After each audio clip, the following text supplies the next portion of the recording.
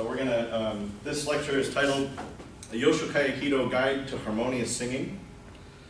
And so what we're going to learn today is how Aikido can be used as an effective aid for singers. But in order for us to do that, we need to understand what Aikido is. So we're going to have a brief demonstration from Rich and Joe. I've both been practicing Aikido for a number of years, and I'll explain things as it goes along. So,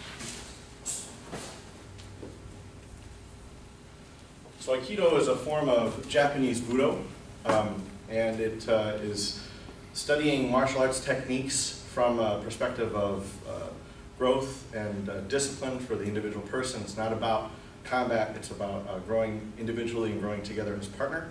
So Joe and Rich are going to demonstrate a technique called first control throw, and then they're going to do each part individually, and then again together, and I'll explain some things as they go along.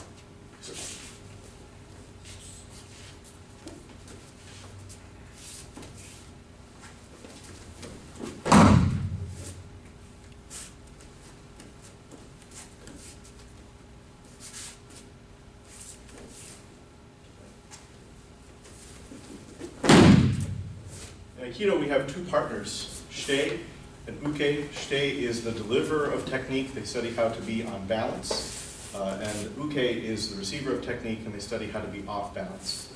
As we do this technique together with partner, we're making fit with each other.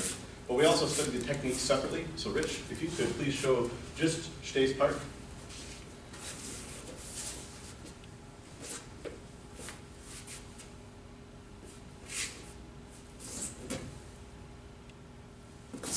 Thank you, sir.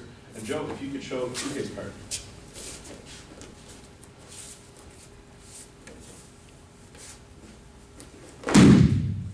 Thank you, sir.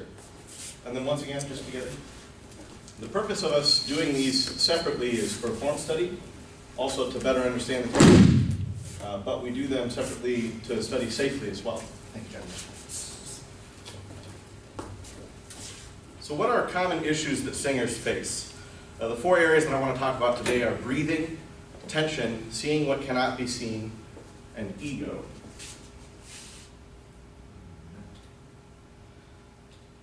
So the first area that I want to talk about is breath support or breathing.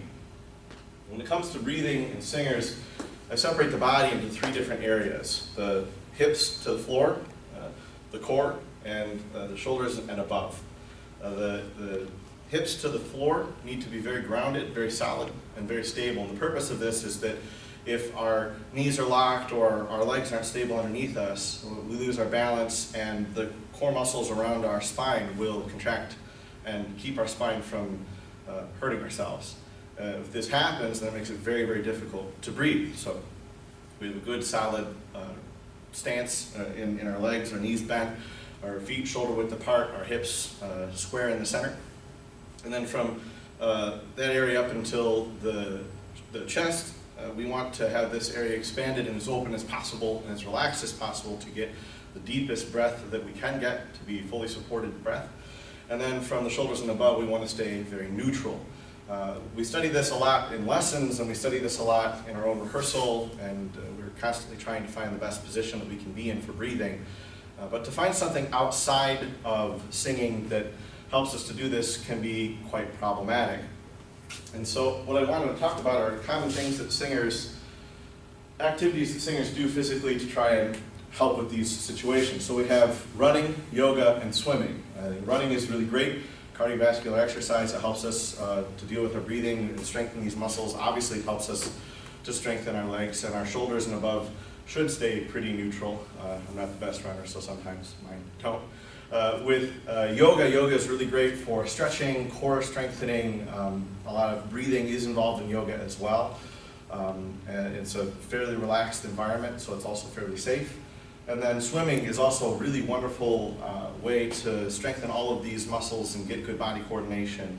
There are some issues presented with these though. With running, as an example, usually we're outside or we have to find a place inside, and we might run into allergies. And singers hate allergies because as soon as we have any kind of allergic reaction, everything gets swollen and we can't sing very well. with yoga, yoga is wonderful. I do yoga and I enjoy it, but one of the aspects of singing that isn't really addressed in yoga is pressure. It's a pretty relaxed environment. It's supposed to be. I don't think anyone goes to yoga to get stressed out. But to train in that environment and also to hopefully train our body under pressure might not be it might not involve that as well as other exercises. And then with swimming, unfortunately, to keep the pool clean, we have chlorine. Chlorine dries us out. As you swim and you breathe it in, it'll just dry you out, irritates my throat. So while I also love swimming and I do it often, I have to do it sparingly when I know that I have to sing. However, Aikido presents something unique in that how Aikido helps. I want to demonstrate our basic stance, which is called Kamae. And so I'm going to have Rich and Joe please come back to the mat. And they're going to demonstrate Kamae open-handed and with the bokken, and I'll explain that in a second.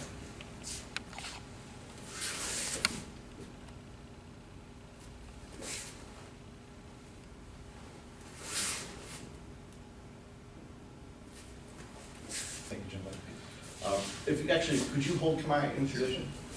So Aikido comes from Aiki Jiu-Jitsu, which is a war techniques that samurai learned thousands upon thousands of years ago. And the techniques were, many of them based on the sword, some of the spear, and then the knife. The open-handed version does come from how we would hold the two-handed sword, the katana. This is called the bokken, the wooden sword version of it. And in this position, you can see that the legs being in the position they are and the body weight forward, the legs are very active. It might look relaxed, but they're very active. If you stand this way for a long period of time, you're going to get kind of tired. The torso is also forward. It's not back, it's not off balance, it's leaning forward, which allows the muscles in here to be active and also to be expanded and open. And then the shoulders and the above are still fairly relaxed and neutral. Thank you. So this technique, Kamae, is not the only time that physically is beneficial to Aikido. Kamae is a study stance that we use. It's a study stance that we use for all of our techniques. Any partner technique that we enter into Kamae. Any solo technique that we enter into, we start with Kamae, and then we also end these techniques with Kamae. But Kamae, the study stance, the arm position and the bend of it is part of all of our techniques. The leg position, maybe more extreme space in between, is all part of our techniques. The body position, the torso, being on balance is part of all of our techniques. So the benefits that we get from the exercise of doing Kamae are the same benefits that we get from all of our other techniques. In a future lecture, I would also want to explore how the body movements of uke are also presented in all of our techniques, but we just don't have a lot of time for that today. So the next section that I want to talk about is tension. Three kinds of tension: physical tension, mental tension, and then I'll talk about fight or flight. Physical tension in singing is problematic. I tell my students all the time that studying how to sing ultimately is studying how to get as much tension out of your body as possible and return to a very natural place. When we were babies, we could cry and cry and cry all day long, and our voice doesn't get tired, it doesn't wear out. As we get older, things change, our breathing changes, our body changes, but also our concept of what we sound like and what we worry about presents physical tension. And a lot of what I deal with on a daily basis as a teacher is just trying to get rid of physical tension. And then also there's a lot of mental tension when it comes to singing. There are a lot of details. As a singer, we have to understand multiple languages. We have to understand what we're singing in those languages, what the other people on stage are singing to us in foreign languages, how we translate it to ourselves, all of the notes and the rhythms, and where we're going to breathe, the details, all the things that the director tells us to do, where we're going to stand, where's the light going to be. Am I going to sing to the surtitle translation or the translation that I know in my head? There are so many details that we have to consider as singers. And a misstep in any one of those things can become very problematic, and we're always very stressed. I don't want to make a huge mistake when I'm on stage. And so mental tension certainly creates physical tension. Emotional tension creates physical tension. And so it can be a very vicious cycle. Usually what we enter into is fight or flight. Our body has that response where we either want to run away or we want to fight something. Well, we can't run off the stage, and we certainly can't fight anybody. That wouldn't be very professional. And what we have to do is stand there calmly in the midst of all of that tension and sing and produce at a very, very high level. So these things are very, very problematic. How does Aikido help deal with these kinds of tension? So we're going to have another demonstration, but I'm also going to talk a little bit more about this as they demonstrate. Rich and Joe are going to demonstrate a technique called all direction throw advanced, and I'll break it down for you.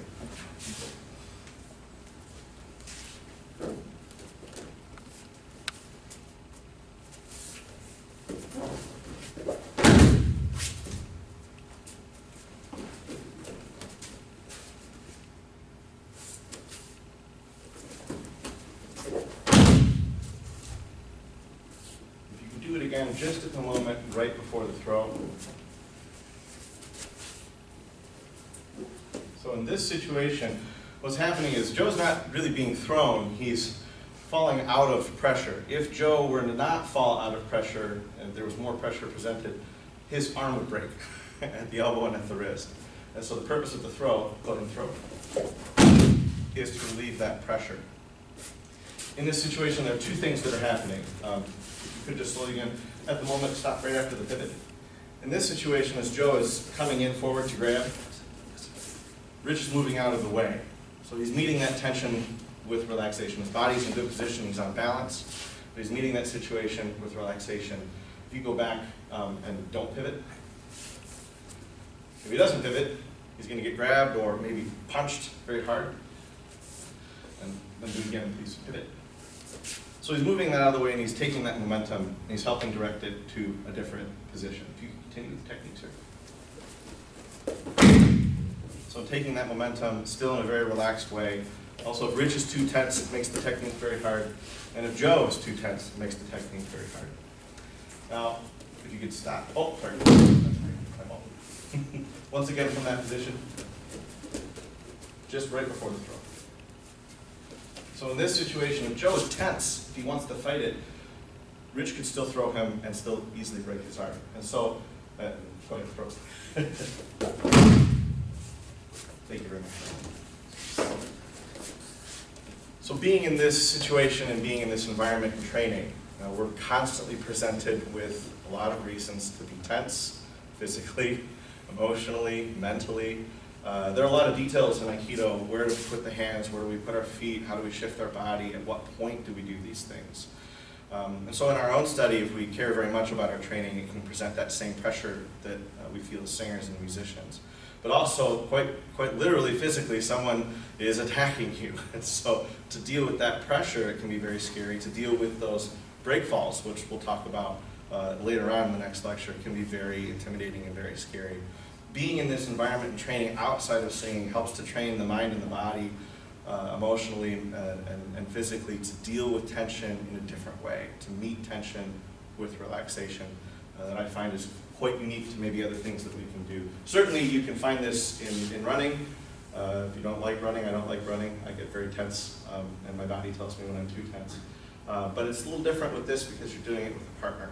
This helps with other situations that I'm going to talk about here in just a second. So the next section, seeing what cannot be seen, the connection between the conductor and the singer, the pianist and the singer and other singers on stage. We're going to have a brief demonstration of Aikido and then a little bit of singing here in a second. So Rich and Joe are going to do what's called a fifth cue continuation to a first controlled breath throw, and then we're going to have a study of buki, which are the wooden tools that we use for training, and I'll explain that in a second. And then I'm also going to talk about a topic called zanshen, which is final form. Gentlemen, if you could please.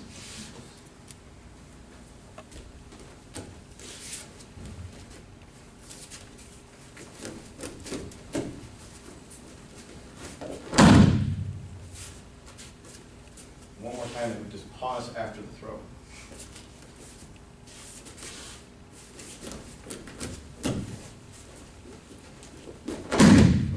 And this final form that you see Rich in is called zanshen. The purpose of this is to stay connected with your partner. It comes from older battlefield situation where maybe someone's still going to attack you. You want to be connected to the person. Maybe you didn't finish them off. In Aikido, we do it to still have that good connection with our partner in case there's another technique coming or what have you. Thank you, gentlemen. And we'll do the buki in just a minute. So this concept of zanshen, of staying connected, is a wonderful study for certain things that especially singers in the beginning don't understand, and it's hard to explain. There's a connection between a singer and a conductor that's very challenging, I think, to explain to a new singer or even any newer musicians.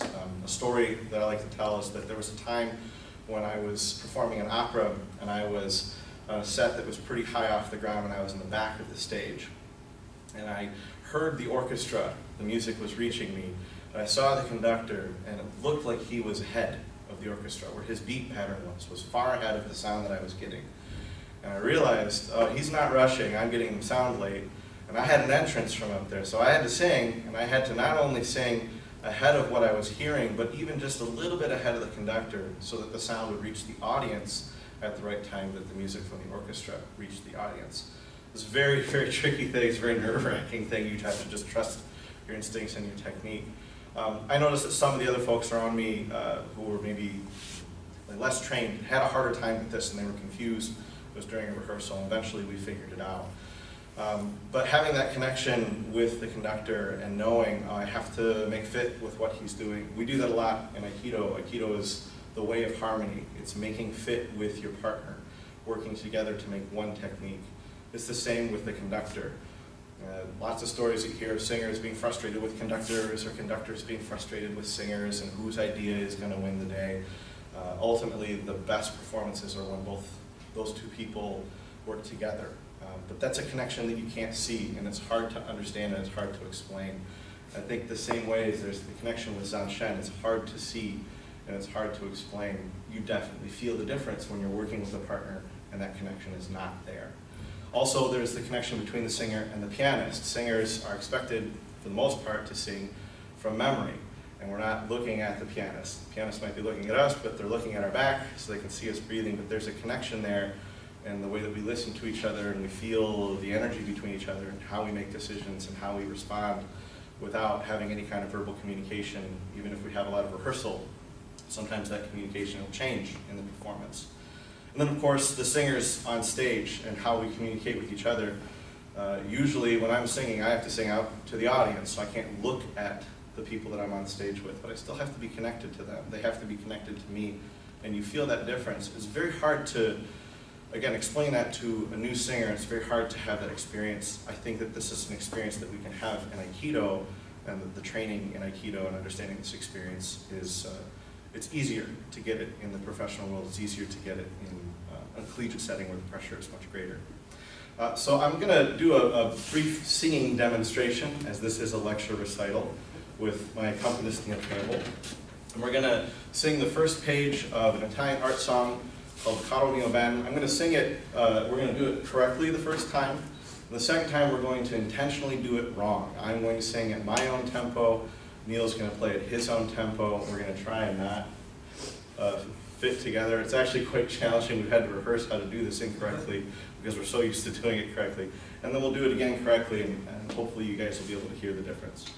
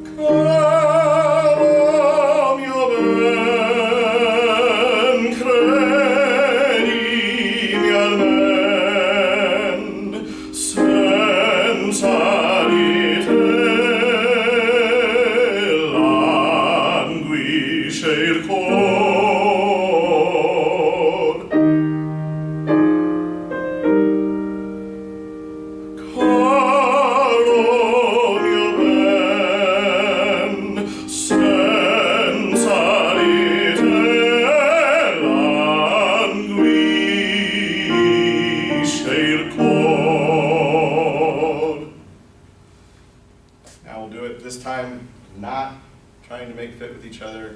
He's going to play his own tempo, hopefully stick to it. I'm going to sing my own tempo, hopefully stick to it.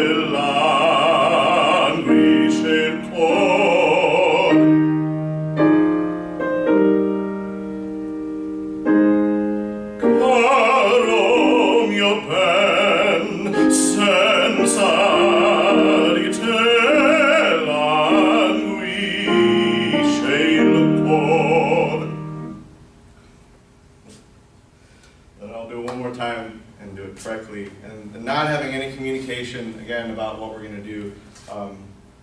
Play whatever tempo you want, and then maybe I'll come in a different tempo and we'll make it fit.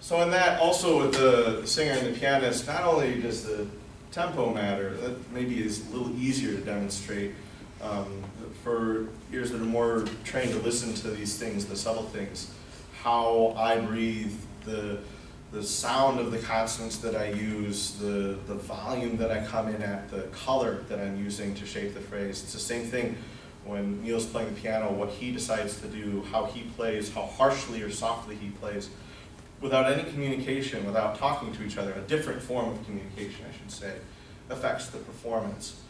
Singers in the beginning, myself included, I think we're so worried about learning so many different things that this comes later than it should, this connection with the pianist. And we're very grateful to really talented and wonderful pianists that save our butts. They'll just make fit with us, and it's. I remember thinking, I don't understand why they're so frustrated with me, or I don't understand why they're so frustrated with that singer. And later on, you start to hear it, and it really is a collaboration between the two people. But understanding this connection, it's hard. It's not the easiest thing in the world, especially when we're really concerned and worried about what it is that we want to accomplish on the stage. What do I want to do as a singer? It's hard to think differently. What do I want to do together with my pianist? There is a shift that happens. I think that shift happens sooner with Aikido. In the same way that Aikido is not a competitive martial art. There are no winners and losers. The person that is throwing shite, who is throwing uke, the person who's receiving the technique, they're studying how to be on balance to help uke study how to be off balance. Uke is studying how to be off balance to help shite study to be on balance. So it's cooperative. Being in that environment and understanding that, giving over, and we switch back and forth. I'm shite just as much as I'm uke, and saying, okay, now I'm going to be studying off balance, now I'm going to be thrown. In the beginning, I think it can be hard for people to think, oh, well, that means I'm losing, I'm hitting the ground, I'm being thrown to the ground, I'm not winning. And it's hard to make that shift, but once you do, Aikido becomes much easier to study and train in. Once you do in singing, music becomes much easier to make together with your partners. Oh, sorry, there's one other bit about this connection with Aikido that I want to demonstrate is buki techniques. So if you guys could please. The technique they're going to demonstrate is called kotekiri gasayuchi. It's a front strike to front strike. It's a bit of a continuation.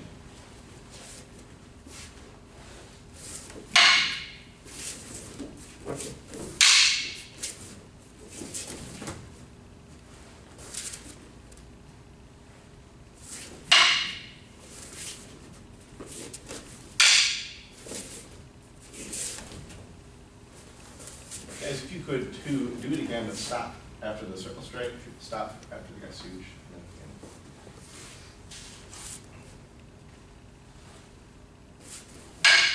So in this situation, Joe has just tried to strike for Rich's head, having appropriate distance for safety.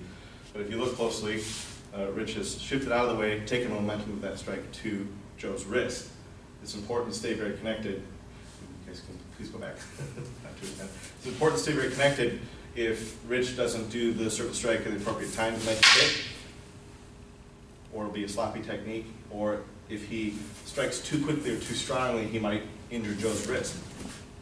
And so we have to be very, very careful in this connection with our partners and feeling where everything is. Everything's not going to always end up in the same spot. And then as you continue with the technique,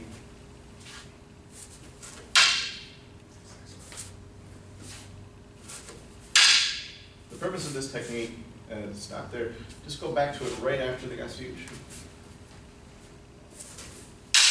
This is two swords coming together, striking in the same space. And the idea is that the person that's striking harder or wants that more is going to deflect the other person's sword out of the way and strike to the head. If you don't have a good connection with your partner, things could go wrong kind of quickly. But we practice this and we're very, very safe as we do it. But we're told not to talk to look at the swords, but look at our partner's eyes and stay connected. Continue the technique. And then at the very end as well, having good distance and making sure and staying connected with your partner. It would be very easy if Rich was not being careful, if he was not paying attention, he could hurt Joe very, very badly. So in doing this technique together with a partner and working together, and please go do the whole thing over.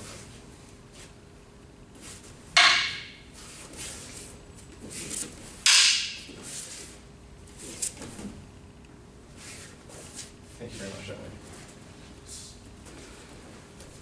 In doing this technique and working with our partners, the visit training with the partner, also the study of etiquette and rule of 10, which I'll talk about in a second.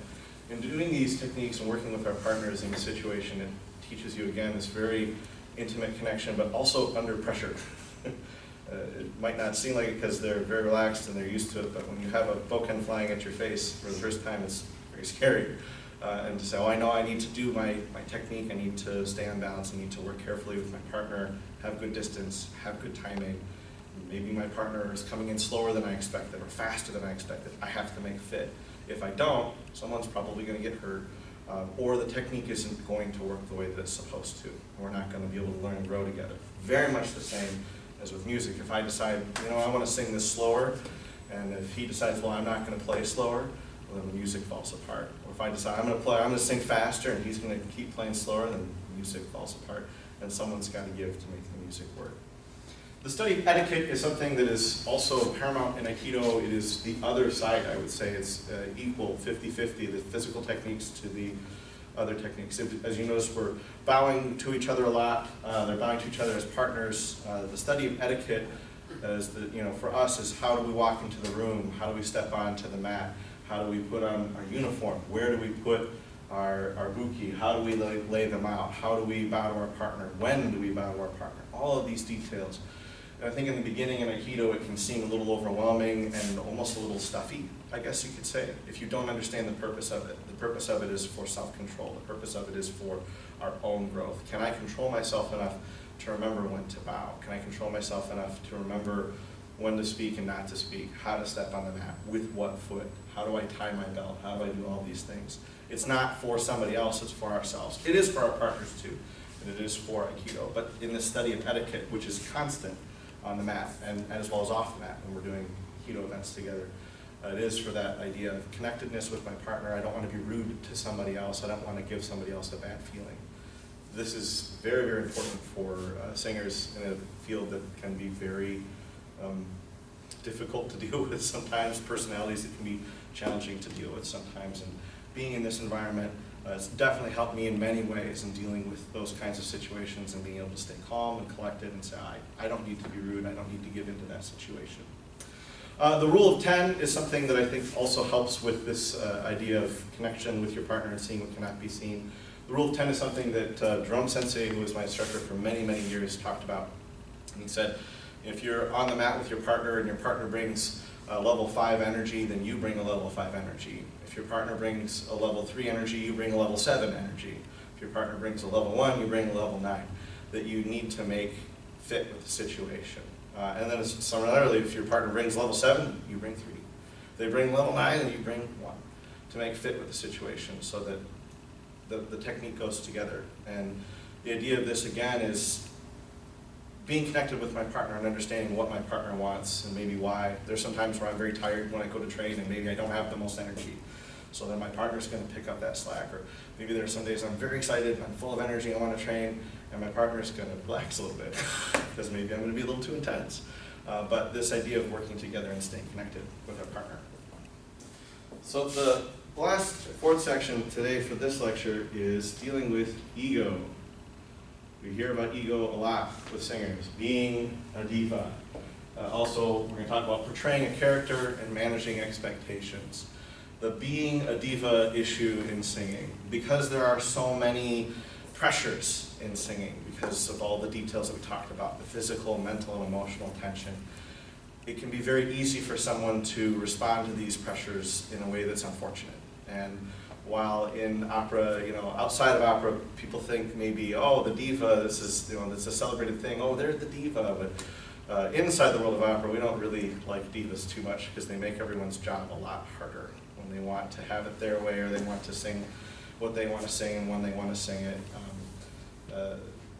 Heard a lot of famous stories of people being mad about what dressing room they're in and throwing the costumes on the floor and saying, this is my dressing room, and things of this nature. It's really, really unfortunate, and it can be very challenging, I think, to communicate to people that choose to do those kinds of things and act that way as singers, why that's wrong or why that's not the best way to go and why it's problematic, because, again, they don't know how to deal with that pressure in a better way. They don't know how to deal with the emotions they're feeling in a better way.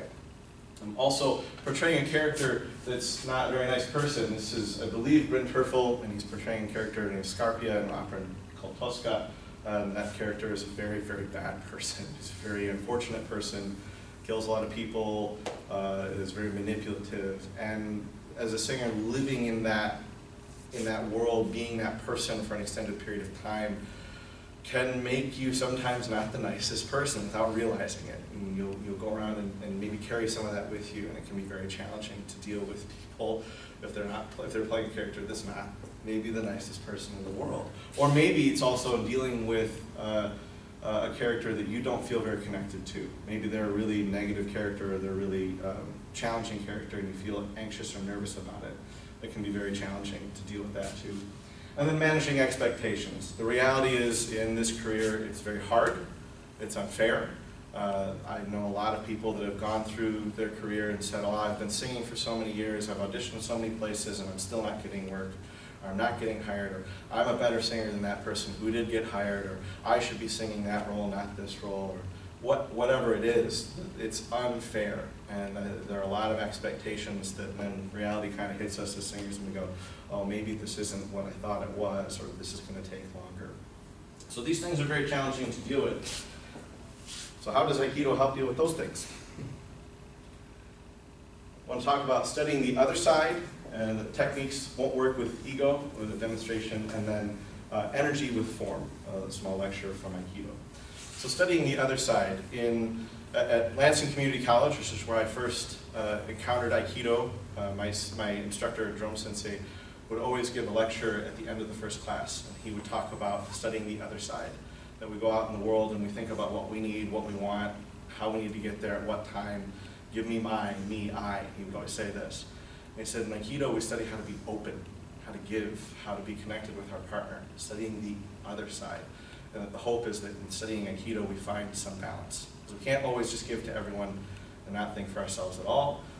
We wouldn't be able to eat. But if we only think for ourselves all the time, we don't give to anybody else, we're going to be off balance. So Aikido definitely studies the other side with that purpose in mind. And then techniques won't work with ego. So we're going to demonstrate two different techniques, partner techniques, or I think, yes, two different techniques to demonstrate why they won't work with ego. The first technique, Rich and Joe are going to do a body thrust with tanto. Sorry, guys. And Rich is not going to pivot out of the way.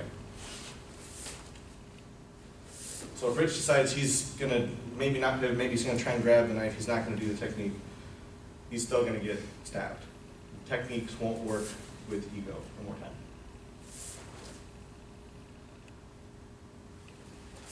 And this time he'll do the technique correctly.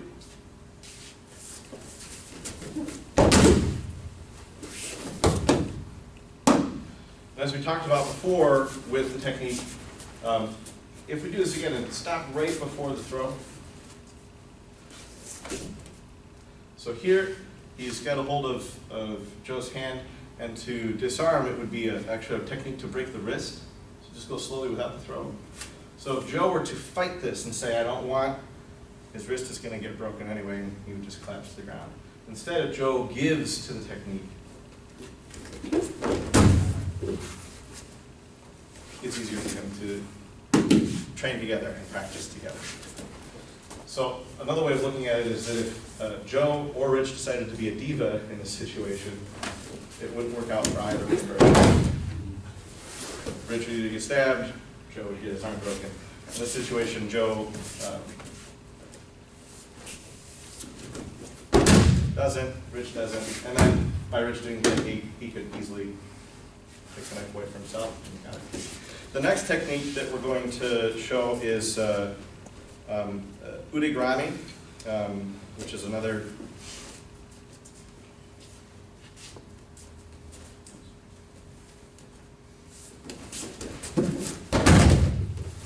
very similar technique. You can also stop right before the throw. So in this situation, again, if you lean back and show, just to the right before the throw. So in this, if you see his elbow would very easily be broken. But aside from that being a scary part, his arm is trapped. It's very scary, especially beginning to do a break fall from this position. It can be very, very nerve-wracking. But it's okay. Just one more time.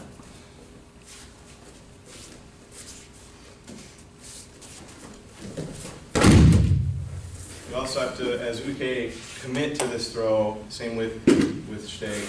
Again, any idea of being a diva, any idea of having ego is just going to make things really, really uncomfortable for you, or possibly quite painful. Thank you, John. And so, with that idea and how that relates to singing, again, in studying in this environment, that it's not about pushing somebody's ego down or making them feel badly about themselves, but understanding I'm here to work cooperatively with my partner. And again, same themes following through. If I'm worried or I'm stressed or this is uncomfortable, or maybe that last throw I did a bad break fall and I'm in pain and I got to get up and do it again.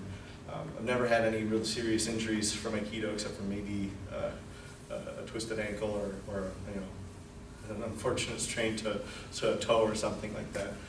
But I have felt uncomfortable and I felt sore.